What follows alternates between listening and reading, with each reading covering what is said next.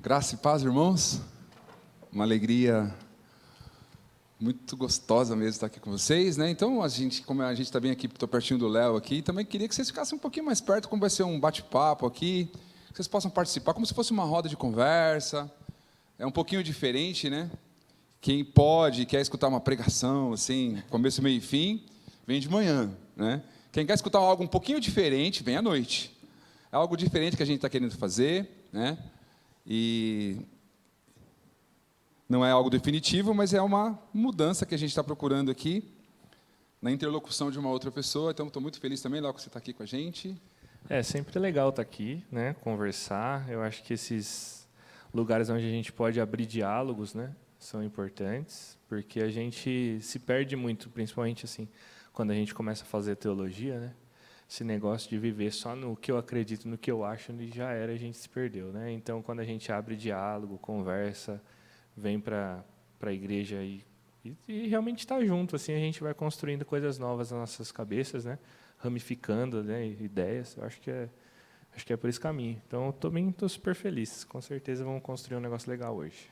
Bacana. Então, já demos um spoiler para vocês do que a gente vai falar, e é sobre Lucas 15. Então, gente, quem trouxe Bíblia aí, ou abre aí o seu aplicativo do seu celular, tá bom?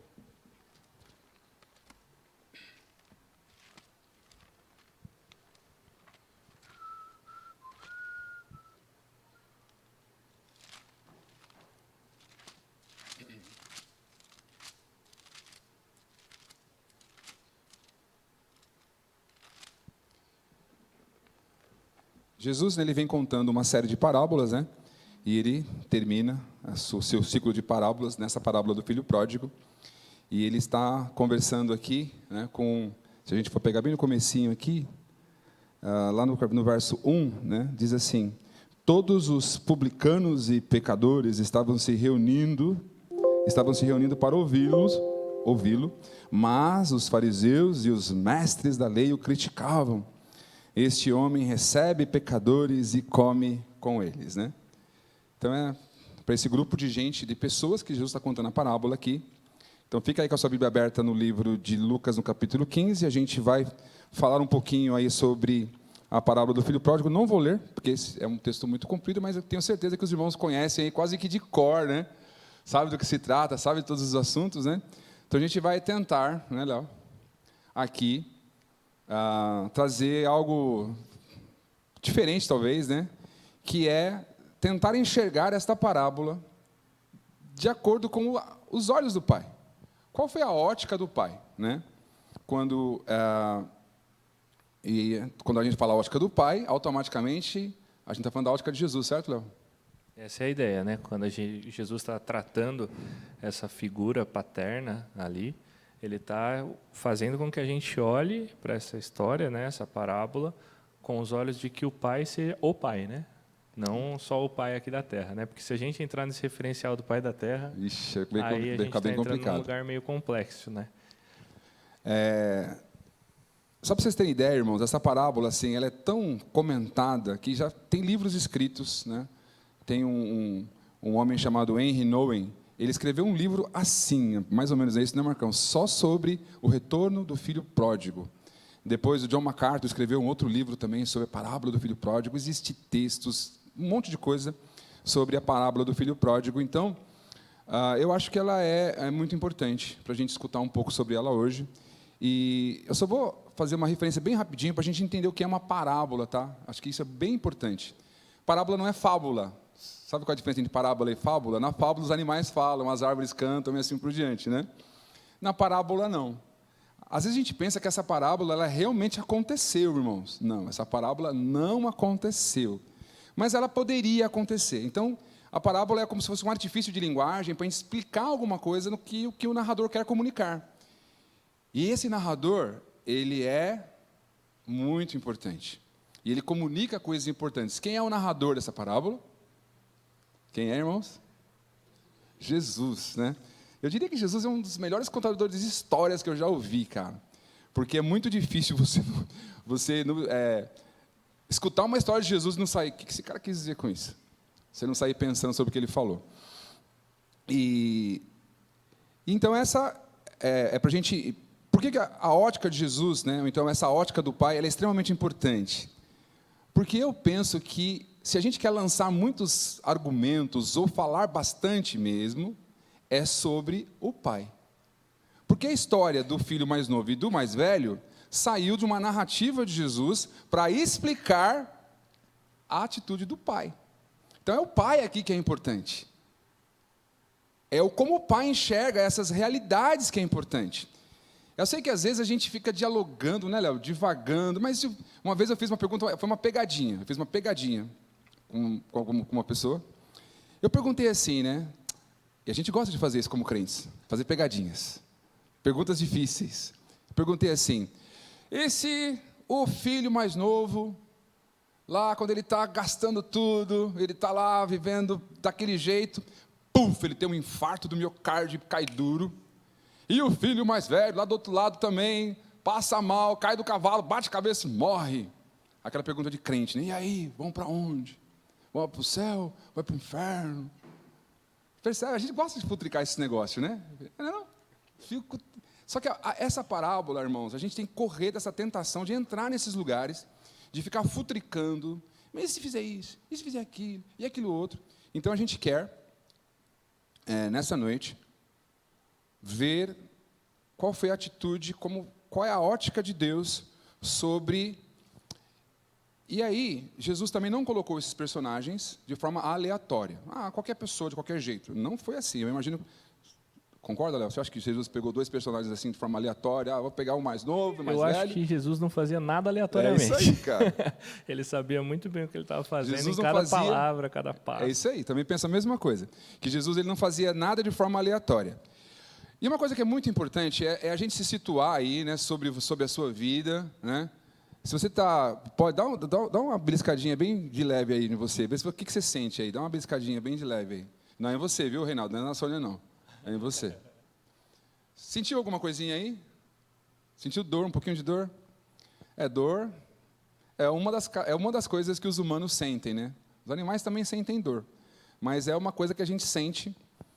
E eu fico também pensando que de nada vale a gente conversar um monte de coisa aqui, gente, sobre a ótica dos anjos, não vai produzir muita coisa. Que a gente tem que perceber que nós somos seres humanos, nós somos pessoas que dialogam com pessoas e que dialogam com Deus também. Vocês sabiam que às vezes as pessoas queriam arrancar a religião da vida delas? Aí você fala assim, nossa, mas a religião... as pessoas queriam arrancar Deus das suas vidas, para ficar mais fácil, mas a gente não vai conseguir fazer isso, né? E por que esse bate-papo aqui? Entender qual é a ótica de Deus, como é que Deus olha para as pessoas, né? Como é que Deus como é que Ele interage com as pessoas. Aí, eu vou só para mostrar para vocês, é um artigo que eu peguei aqui do ChatGPT. Tudo bem? Vocês fazem ideia de quais são as 10 perguntas mais feitas para o ChatGPT? Por isso que a igreja é lugar de falar de gente, e de como essas gentes se relacionam com Deus, e como é que Deus se revela para essas gentes. E a gente, ChatGPT, é um chat de inteligência artificial, irmã Elza. É o que está na moda hoje, é ChatGPT. Hoje em dia, tem gente, tipo eu, que tem deixado de usar o Google e está indo para o ChatGPT. É uma inteligência artificial que pegou tudo que tem na internet e que estava dentro da capacidade, né, da empresa que fundou, desde 2021, acho que é isso, né? 2021 até 2021. Então, assim, tudo que tinha na internet até 2021, você perguntar para o cara, ele sabe. E ele formata texto bonitinho. Se você mandar um PDF, ele resume o PDF. É uma inteligência artificial que faz tudo isso. Então, o que as pessoas perguntam para uma inteligência artificial. Ele responde. Né? E a gente abre esse espaço na igreja para a gente dialogar com as nossas questões. Porque as nossas questões, as nossas humanidades, tem tudo a ver com a nossa vida. E aí a gente vai entrar agora, o que as pessoas perguntam para o ChatGPT, que é uma coisa mais aberta, não tem nada a ver com a minha crença, é a crença de um povo. E as perguntas foram essas, vou ler para os irmãos. Quem sou eu? ChatGPT, quem sou eu? Qual é o sentido da vida? Existe um propósito para a existência? O que acontece após a morte? ChatGPT, como eu posso ser feliz? O que é amor? Qual o significado do sofrimento? Como posso ter sucesso na vida? Existe um ser supremo ou uma força divina? Qual é o sentido do tempo? Vocês percebem que aqui podia ter um monte de outras perguntas, né? Como ficar rico, como ganhar na Mega Sena, sei lá, um monte de outras perguntas. Mas quando eu olhei para essas perguntas aqui, assim, eu fiz isso de propósito. Quais são as perguntas mais feitas para a inteligência artificial? Foram essas. E aí, então, quando a gente se depara com essa parábola, né, que Jesus está lidando com duas pessoas específicas, e talvez essas duas pessoas, em algum momento, elas estão representando grande parte da humanidade. E a gente não consegue sair desses lugares porque somos humanos. Humanos que sentem, humanos que se percebem e humanos que querem ser, acima de tudo, amados. Enquanto a Jamila estava cantando, falando do pai, né? A gente, quando o menino é jovem, pequenininho, mais criancinha, ele fala de boa, meu pai, né? Mas quem é o mais velho aqui? Vou falar o mais velho, porque as mais velhas elas não gostam de falar isso, não. Mas só os mais velhos. Quem é o mais velho aqui hoje? Tá bom, algum de vocês aí. Ninguém quer se... E você fala pai, mano. Você chama Deus de pai. E quando você fala isso, cara, eu não sei o que acontece dentro do seu coração, mas algo mexe em você, um senhor de idade, já com 60, 70, 80 anos de idade, consegue falar com ele como se fosse pai. Então, a gente quer, hoje aqui, falar sobre essa ótica do pai. O que você consegue enxergar aí, Léo, nesse texto de Lucas sobre a ótica do pai? Eu acho que, assim, para a gente começar esse bate-papo, né, e trazendo isso que você trouxe do ChatGPT, né, eu fico pensando assim, por que essa pessoa pergunta para o computador, né? Não tem ninguém para ela conversar sobre isso. Eu acho que esse é o primeiro ponto para mim, e isso não estava pensado, né? Mas essa pessoa não tem ali nenhuma estrutura de comunidade. E a gente não está falando sobre tipo gente que é cristã, não, né? Estamos falando de qualquer pessoa ali. E eu fico pensando, né? Se essa pessoa perguntou isso para o computador, será que ela não vai jogar um tênis, jogar um futebol, sabe?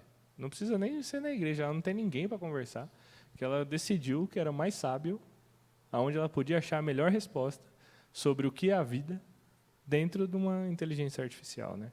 E como isso reflete esse lugar de não entender como que funciona essa estrutura familiar, vamos dizer assim, referenciada pelo pai que vem, né, o Pai Cristo, né? Eu já parei para me perguntar sobre, ir conversando em oração assim, tipo, o que eu estou fazendo, né, aqui? Eu acho que isso é uma pergunta que eu nunca faria para uma inteligência artificial, porque a gente tem essa relação, né, como cristão. Então, você tem essa abertura para falar com o seu pai, né, que te criou, que te pôs aqui em São Bernardo do Campo, para passar calor aqui, no caso, que eu estou passando hoje, e falar assim, essa pessoa aqui, que está aqui, por que eu estou aqui, sabe? Por que eu sou eu? E esse lugar, né, de refletir. Às vezes a gente tem medo, eu acho que o que o Marcão trouxe um pouco antes, né? A gente tem vergonha de falar com Deus, às vezes, e de abrir essas coisas, e de perguntar por que é. E a gente tem que falar com Deus como se Ele fosse nosso Pai, né? Porque, afinal de contas, Ele é, né?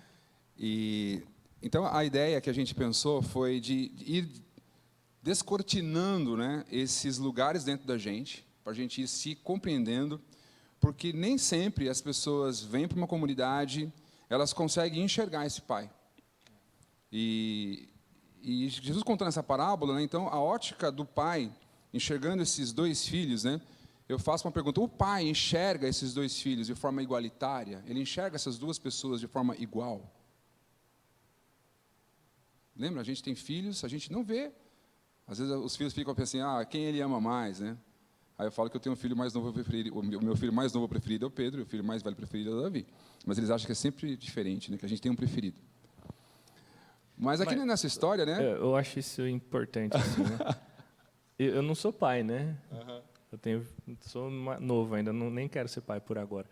Mas eu fico pensando nisso, porque, na verdade, quando a gente olha para os dois filhos, né? Eu acho que eles têm dois pais.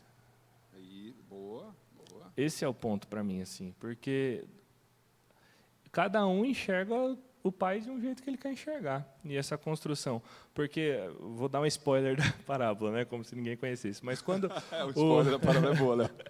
mas o filho que ficou em casa, né, ele olha para o pai como se o pai fosse tipo, cara, eu mereço estar aqui, você está sendo um banana, você está abraçando o seu filho que te fez como morto, né? Porque pedir a herança, gente, quando que você pega a herança? Quando morre.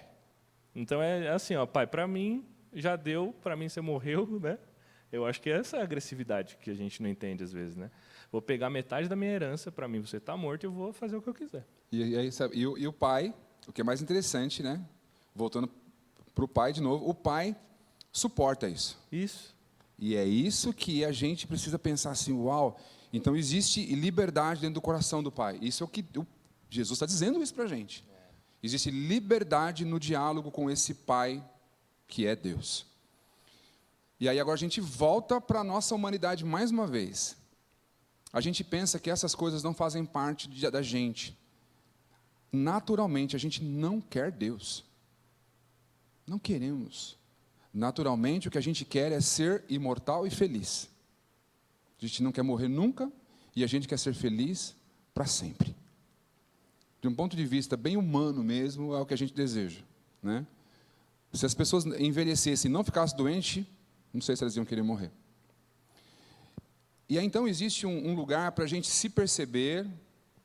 Quando a gente olhar para esse lugar, a gente compreender, né, que tipo de olhar Deus tem, né, que o pai tem, no caso, para o filho mais novo, porque é uma realidade, né, de uma busca de felicidade, uma busca de contentamento, de aprazimento, fora do dono da vida.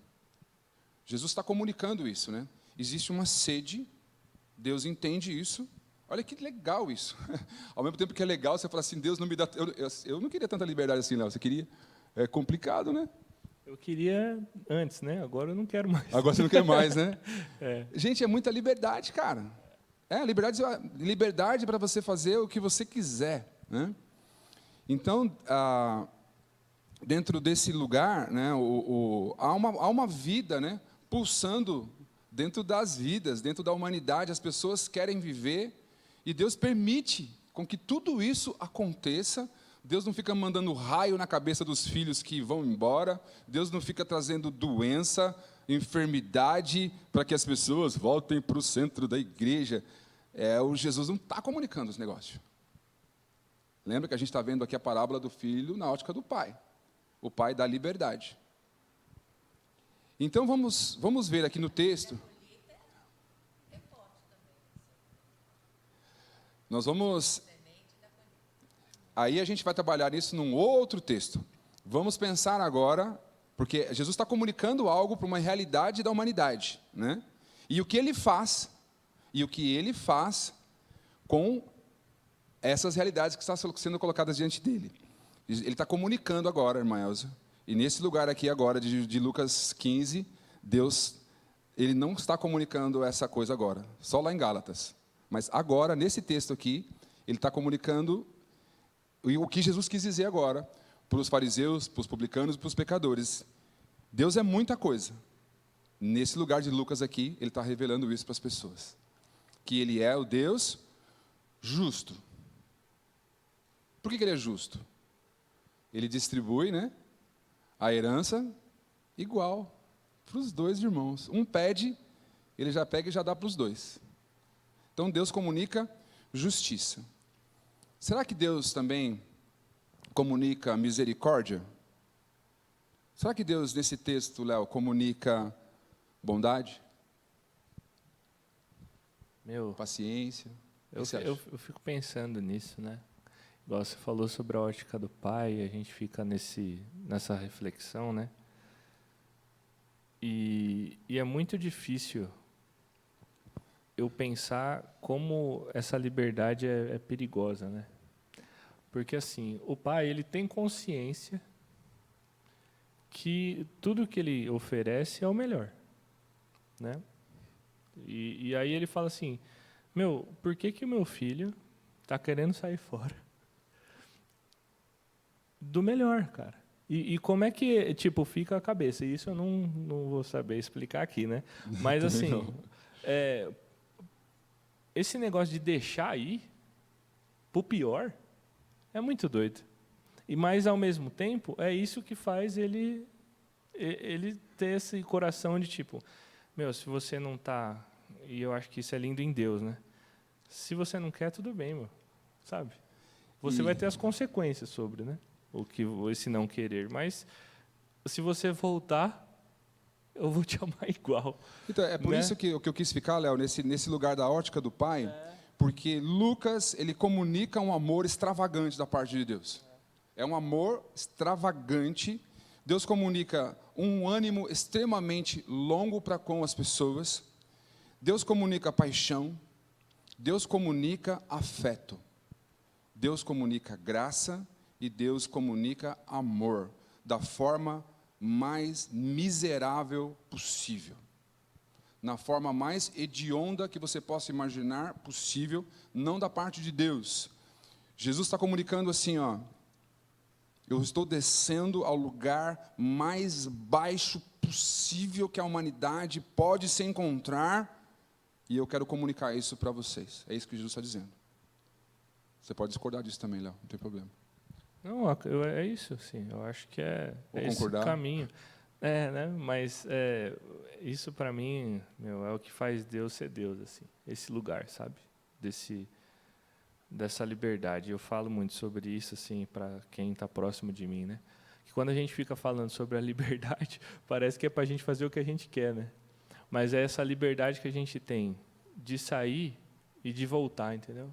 De falar, Pai, desculpa, e a gente saber que esse Pai vai receber a gente. Porque, igual o Marcão comentou também, o filho volta do pior jeito possível. E aí o pai abraça, sabe? E eu fico pensando assim, eu mal abraço uma pessoa que, na minha opinião, está fedida, cara, sabe? Tipo, e o cara vai lá, ficou com os porcos, andou sei lá quanto tempo, voltou e o pai corre para abraçá-lo, sabe, ao longe. E o Jonatas, que é nosso professor, né? Uhum. Ele fala na escrita dele lá na faculdade. Ele imagina o pai esperando na porta, né? Uhum. Porque se ele viu o filho ao longe, ele estava num campo, né? E estava lá esperando, tipo assim, estou mais esperando meu filho, porque no final de contas, e eu não sei se é uma coisa da minha cabeça, é real, mas eu acho que Deus sempre fala, esse cara vai voltar, pô. Porque ele sabe que é a melhor coisa de todas, né? E a gente só se frustra porque a gente é ser humano mesmo. Então, é esse lugar de esperar, e ele fica lá na porta só esperando o filho dele voltar, porque ele sabe que quando ele voltar, ele vai ser amado, e eu vou cuidar desse cara, e eu vou tratar ele como se ele nunca tivesse saído daqui. Quando o pai, né, eu acho muito... Por isso que esse bate-papo, assim, a gente podia conversar mais vezes, sempre que possível, né? A gente entrando nesses lugares que a gente parece que tem medo de tocar em Deus, né? Deus dos afetos. Um velho, né, que lá no Oriente Médio não pode correr, né, porque ele é a referência da autoridade máxima, né? Ele não corre, ele é lento no seu processo todo, né? E a gente, é como se o que Jesus está mostrando aqui é algo absurdo.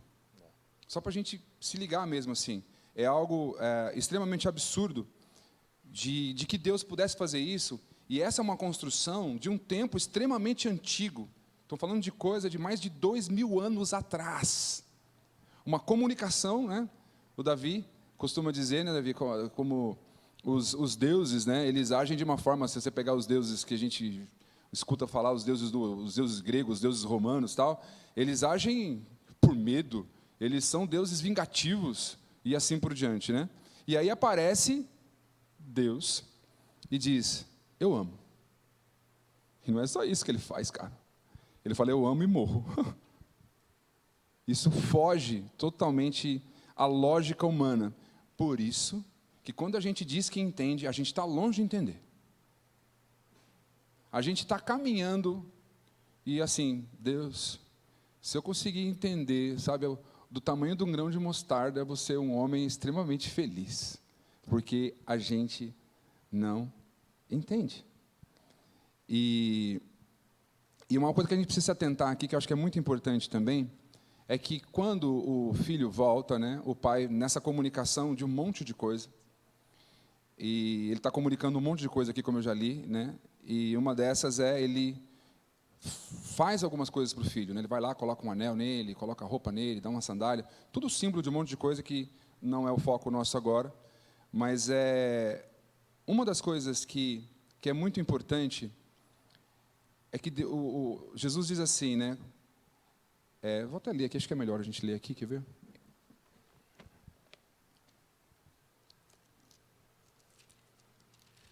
Quando ele fala para o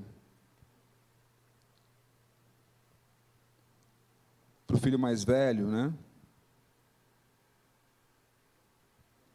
Lá no verso 31, ele diz assim: disse o pai, meu filho, né?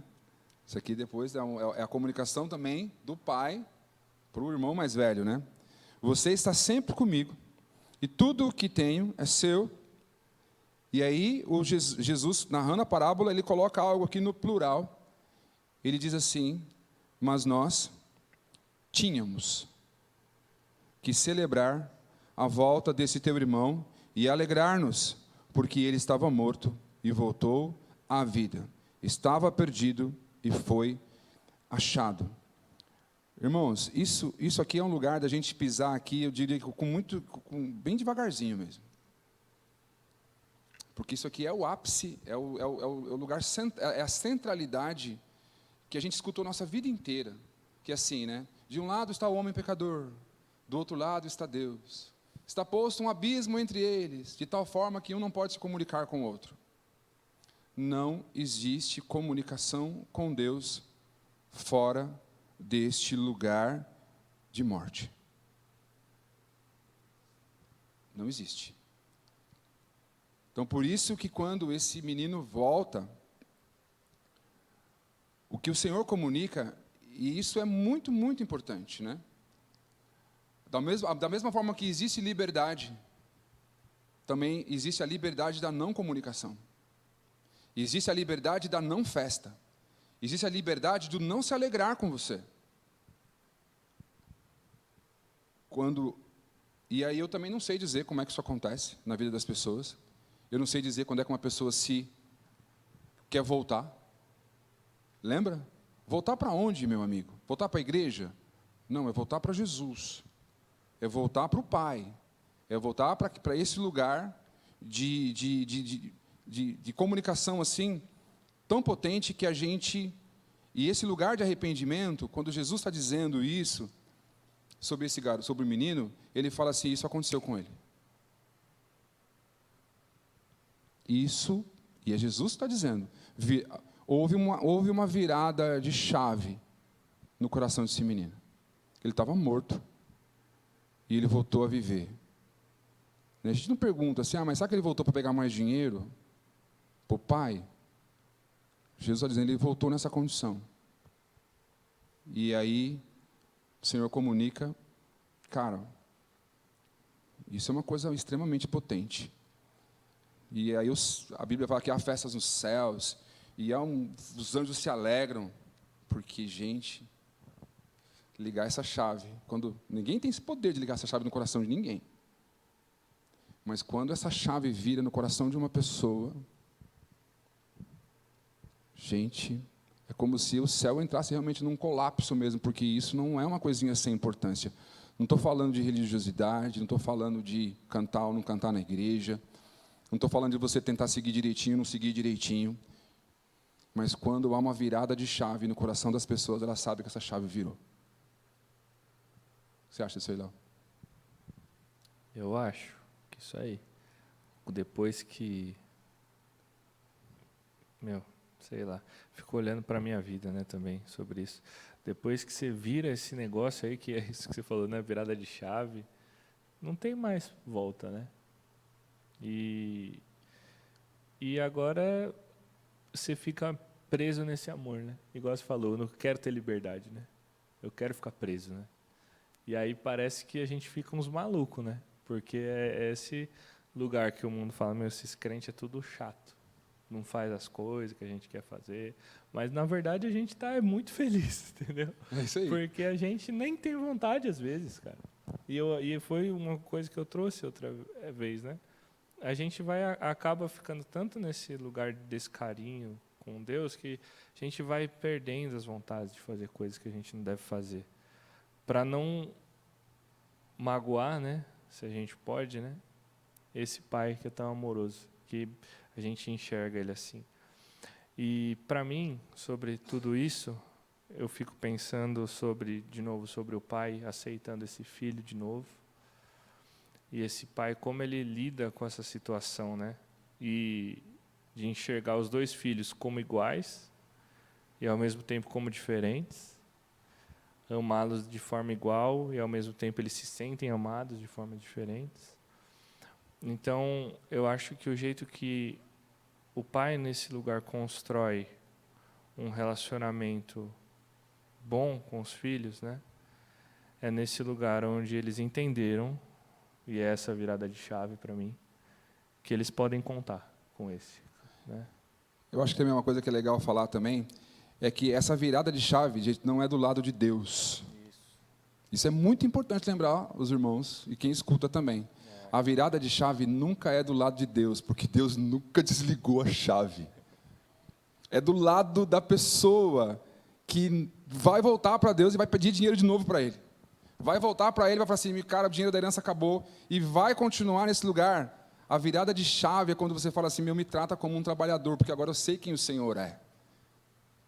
Essa é a virada de chave que acontece do lado da gente, dos seres humanos, que rompe com essa lógica de falar assim, existe felicidade, mas ela não está dentro de mim, ela não está nas minhas condições humanas de entender isso aí, e aí você se lança nesse amor de Deus. E a gente fala bastante do irmão mais novo aqui, mas vamos trazer um pouquinho agora aqui a ótica de Deus, de Jesus, sobre o irmão mais velho também. Como é que Deus olha para o irmão mais velho? Gente, porque o irmão mais velho, assim, de todos os textos que eu já li, é o mais judiado, é o mais extrapolado. Eu não vejo ninguém falar bem do irmão mais velho, cara. Porque alguns vão dizer que o irmão mais velho é o fariseu, vão dizer que... Aí, quando eu olho para o texto, eu falo, puxa vida, mas cadê isso no texto? Vamos ver se eu acho aqui, um ser miserável. E aí, mais uma vez, ele não é miserável do lado do pai. Ele é miserável do lado dele de novo. E é isso que a gente precisa entender. Que a miséria, às vezes, quando eu falo miséria, eu digo, às vezes, um lugar de não pertencimento, que está do nosso lado, e às vezes a gente não consegue romper com isso, né? E o irmão mais velho, ele precisa fazer bastante terapia, irmão. Né? Porque, cara, o irmão mais velho é cheio de BO, gente. Né? Brincadeira, viu, gente? Não, mas terapia faz bem também, viu? Mas o irmão mais velho, ele se comunica, ele não entende, né? O pai diz assim, tudo que você tem, tudo que eu tenho é seu. Mas ele enxerga isso. É aquela pessoa que muitas vezes ela está num lugar bom, está protegidinha ali, né? Dentro do arraial, às vezes até do abraço de muita gente, mas ele não cria pertencimento nesse lugar, porque ele não enxerga também esse lugar, né?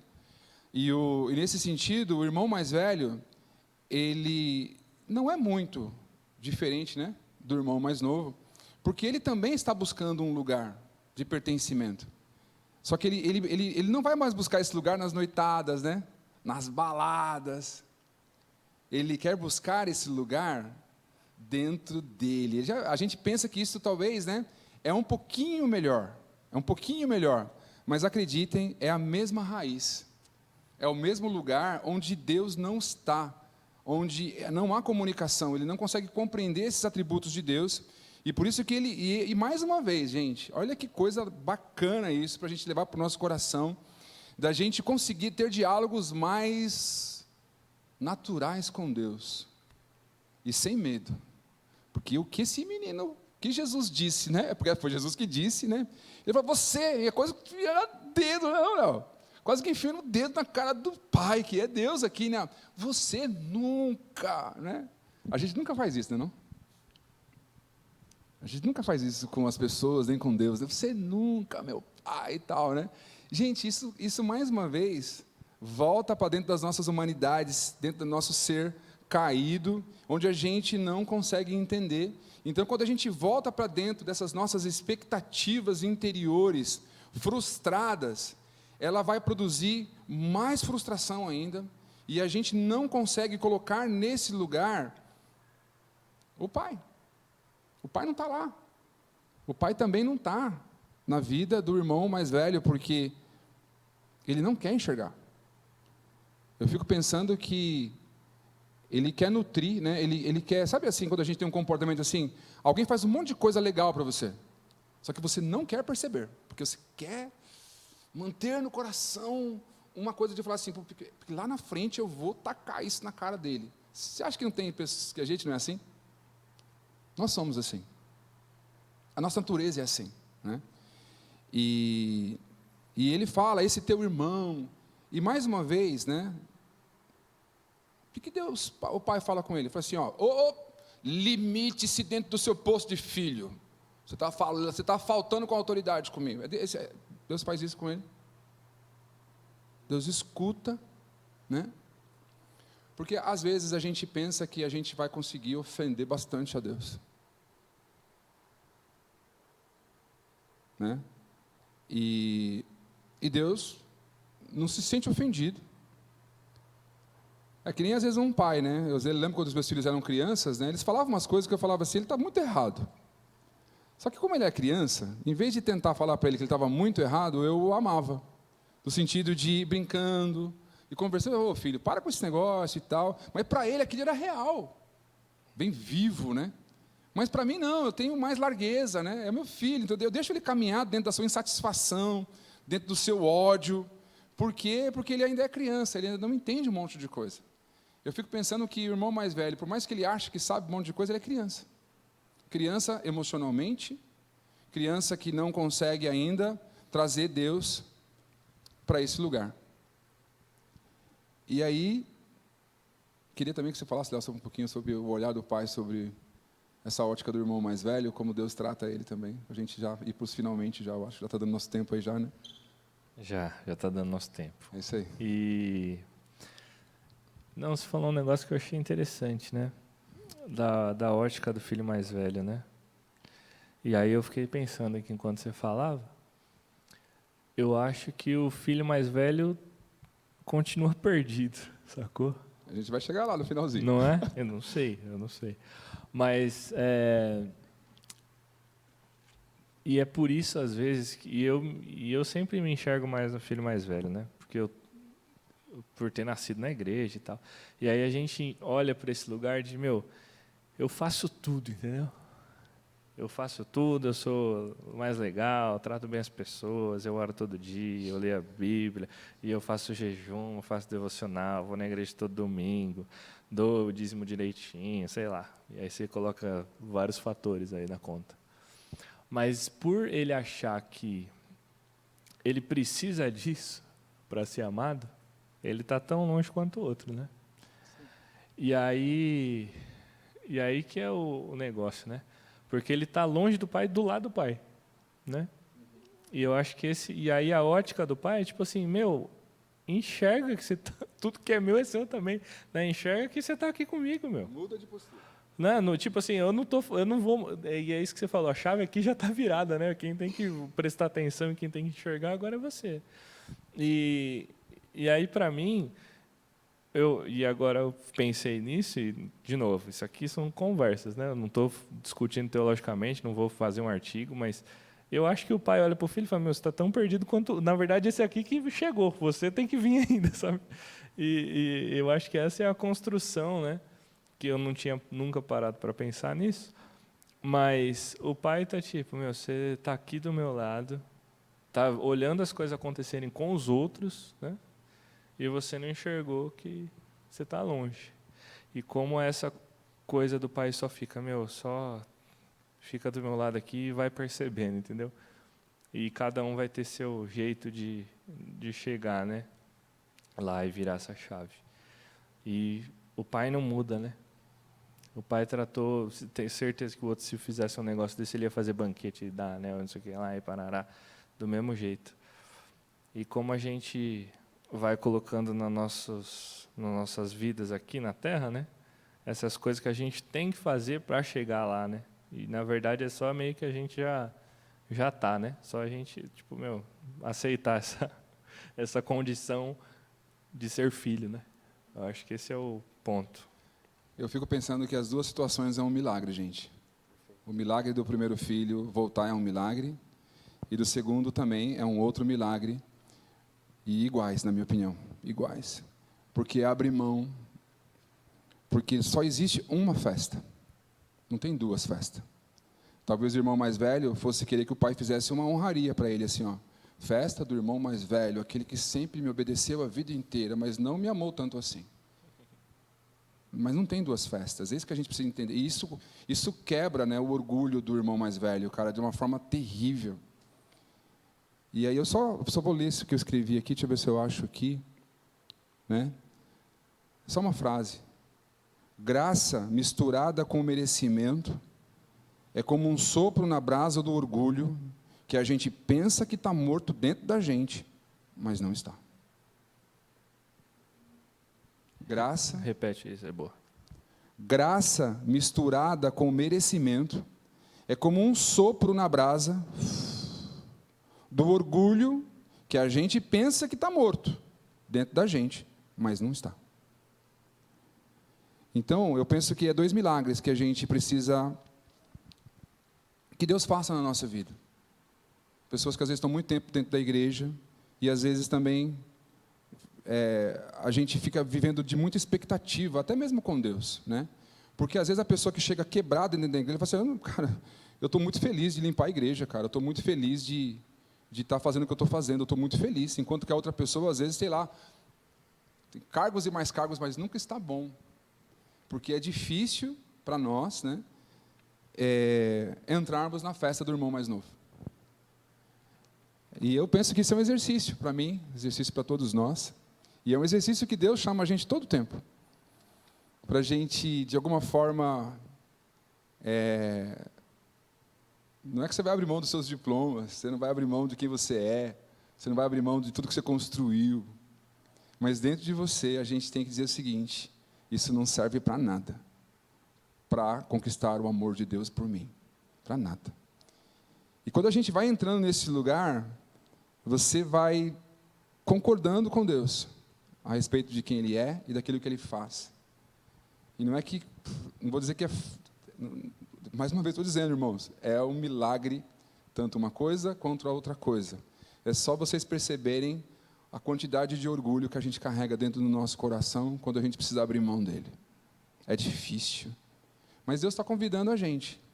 A gente só tem um detalhe, o irmão mais novo recebeu a festa e ficou feliz, eu não mereço nada mesmo. Agora, o irmão mais velho, Deus está comunicando algo para ele, né? Filho, vamos comemorar? É necessário. É necessário. Uma vida foi salva. Você entende a dimensão da salvação, que o menino pregou hoje, o pastor Tarcílio? Você entende a dimensão do que alguém está perdido e ser achado? Não é ficar melhorzinho. Não é agora ter um emprego novo porque está na igreja. Amigo, é muito mais do que isso. A salvação é algo muito potente. É algo muito forte. Então, vamos se alegrar porque ele foi perdido e foi achado. Então, é um lugar para nós, para todos nós. Um lugar de ida, um lugar de morada. O texto termina e a gente não sabe se o irmão mais velho entrou na festa. O que vocês acham? Ele entrou ou não entrou? Você vai entrar ou não vai entrar? Eu quero entrar. Eu quero entrar. E quando eu falo que eu quero entrar, é porque eu preciso que o meu orgulho todo dia seja quebrado. Quando eu falo seja quebrado, não é bonitinho aqui na frente, não. A gente sabe do que eu estou falando, você sabe do que eu estou falando. Quando o seu ego, às vezes, quando aquilo lá é despedaçado, e você, eu não mereço isso, aí você... É o lugar agora de entrar na festa, e eu só vou dizer o seguinte aqui para a gente encerrar, tá, irmãos? Entra na festa com o coração errado mesmo, porque o coração muda no processo. O menino tomou uma decisão de virar a chave, eu vou para a casa do meu pai, bora. O que eu fico pensando aqui, que requer de mim, ou de você, talvez que um dia for ver esse vídeo, o virar a chave eu ainda não consigo olhar direito para o meu irmão, porque eu acho que não é justo. Virar a chave é entrar na festa. Como João vai dizer, né? Jesus é a porta das ovelhas. Quem entra por ele passa e encontra pastagem. É um passar. É um entrar. É um lugar que você fala assim, eu passei por ali. Só tem uma festa. E nessa festa tem aquele que é redimido da forma mais dura possível. E não foi eu que morri na cruz por mim, né? Porque a gente, às vezes, é as duas pessoas. É o irmão mais novo que voltou arrebentado, e depois, com o tempo que passa, você vai se tornando irmão mais velho, então fica esse ciclo, muitas vezes, dentro da nossa vida. Então, não pense que essa experiência que está acontecendo com você hoje não vai acontecer daqui 1 ano, 3 meses, 2 meses. Nós estamos sendo chamados o tempo todo a ter uma experiência, porque às vezes você peca miseravelmente e fala assim, meu Deus, como é que eu pude fazer um negócio desse? Irmão mais novo. E aí você volta para o braço do pai. E com o irmão mais velho também acontece a mesma coisa. Deixa muitas vezes, né? Que o Senhor vai quebrando o nosso orgulho e que a gente entre na festa. E estando na festa, a gente começa a dançar meio devagarzinho, meio sem jeito, sabe? E quando chegar um tempo, você está abraçando as pessoas. Você está abraçando os irmãos mais novos, participando de uma experiência rica. Porque Deus vai compartilhar isso com você. Desses lugares, desses pertencimentos de vida, de participar do amor de Deus. É o que eu quero, irmão, para a minha vida. Quer para sua vida também, sei lá. Eu quero, cara. Eu quero, cara. Obrigado. Obrigado, irmãos. Vamos ficar de pé, só vamos encerrar com uma oração, depois o Marcão vai vir aqui ministrar a ceia. Que o Senhor nos ajude a romper, que o Senhor nos ajude a produzir, né, esses milagres dentro da gente. Milagres de pertencimento, em toda e qualquer situação, que a gente possa olhar para o Pai. Deus, obrigado, Jesus, obrigado por comunicar tão grande amor. Às vezes a gente canta esse amor, a gente fala desse amor, mas às vezes a gente não sente esse amor. Talvez por tantas situações vividas, por tanta dificuldade, às vezes vividas, ó Deus. Mas, Pai, nós retornamos, assim como o irmão mais novo voltou, ele ganhou uma festa. E também o irmão mais velho, Senhor, a gente não sabe se ele entrou ou não entrou, mas eu quero entrar, Senhor. Eu quero entrar nesse lugar de festa, porque se o Senhor fez uma festa, é porque o Senhor é bom. Quando o Senhor comunica tantos afetos, Deus, mesmo que seja para o meu irmão, de bondade, eu quero ficar alegre, Senhor, porque eu vejo que Tu és bom, e o Senhor é bom com quem o Senhor quer ser bom também, ó Deus, e que, Deus, isso não está na minha trajetória de vida, mas que eu possa me achegar ao Senhor dentro dessa bondade de Deus, e que cada um aqui também possa, ao longo da sua vida, encontrar esse lugar de pertencimento no Senhor, esse lugar de se esvaziar, às vezes um lugar de ser quebrado, e de ir rompendo com esse orgulho, Senhor, e quando esse orgulho vai embora, um amor enorme entra dentro do coração, e a gente começa a amar gente impossível, gente que a gente não conseguia amar.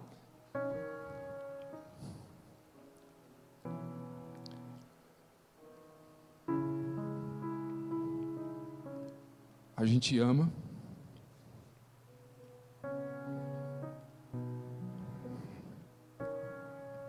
porque o Senhor vai comunicando esse amor dentro do nosso coração.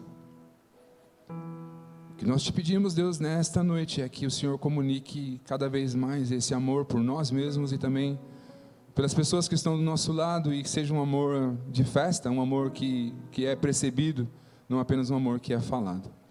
O Senhor não apenas comunicou amor, o Senhor fez uma festa, o Senhor matou o Senhor fez um estardalhaço para mostrar que não era só um amor de palavras, era um amor de atitude. Nos ensina, Senhor, como foi pregado nessa manhã também, a ter um amor de atitude.